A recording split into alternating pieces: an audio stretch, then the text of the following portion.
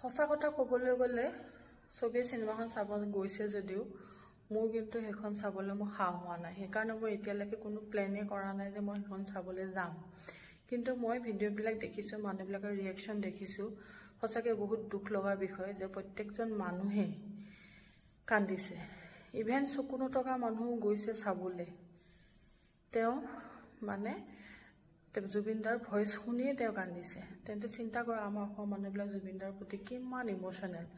কিন্তু মই আজি বেলেগ এটা কথাৰ কাৰণেহে মই ভিডিঅ'টো বনালোঁ। তাৰমানে মই এনেকৈ চাই থাকোঁতে মই এটা বস্তু দেখা পালোঁ, একজন ল'ৰাই হলটোত থকা প্ৰত্যেকজন মানুহে কান্দি আছে, কিন্তু একজন ল'ৰাই বহি মোবাইলটো স্ক্ৰীণৰ ফালে লৈ পেলাই তেওঁ মোবাইলটো চাই আছে। তাৰ পৰা স্পষ্টকৈ বুজা যায় যে তেখেতে নিশ্চয় ভিডিঅ' ক্লিপছ বা অডিঅ' ক্লিপছ তেওঁ লৈছে।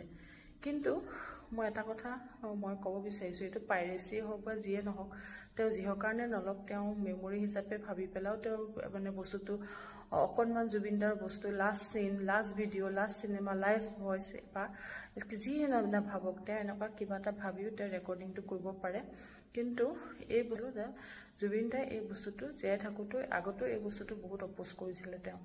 আৰু যদি জুবিন দাৰ প্ৰতি আপোনালোকে ইমানেই মৰম চেনেহ আছে, তেন্তে আমাৰ অসমৰ মানুহখিনি এটলিষ্ট বুজি পাব লাগিছিলে যে এই বস্তুটো বাৰম্বাৰ মানে মানা কৰাৰ পিছতো মানুহে কিয় ভিডিঅ' মানে ৰেকৰ্ডিং কৰিছে। আমাৰ অসমৰ মানুহখিনিয়ে এইখিনি এনেকুৱা ধৰণৰ কামবিলাক কৰে, তেন্তে বেলেগৰ মানুহে কৰিবলৈ কিয় সাহ নাপাব।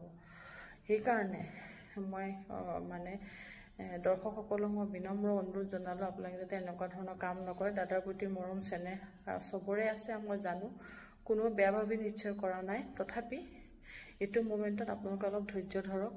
আপোনালোকে তেনেকুৱা ধৰণৰ মানে চিনেমাখন যদি আপুনি বাৰে বাৰে চাবলৈ বা দাদাক যদি আপুনি লাষ্ট চিনেমা হিচাপে বাৰে বাৰে চাব বিচাৰিছে, সেইটো সুবিধাও আপুনি পাব। কিন্তু ফৰ দ্য টাইমিং আপোনালোকে অলপ ধৈৰ্য ধৰক, এনেকুৱা ধৰণৰ কামৰ পৰা অলপ বিৰত থাকক। আৰু মানে দাদাৰ প্ৰতি সন্মান ৰাখি দাদাৰ যিখিনি মানে সৃষ্টি, সেইখিনি সৃষ্টি যাতে বিপথে যাবলৈ আপোনালোকে মানে বেয়া দিশৰ ফালে যাতে লৈ নাযায়, সেইটোকে কৈ মই তাকে ক'বলৈ মই ভিডিঅ'টো বনালোঁ। আৰু সকলোকে মই বিনম্ৰ অনুৰোধ জনালোঁ, এনেকুৱা ধৰণৰ কামৰ পৰা আপোনালোকে আঁতৰি থাকক।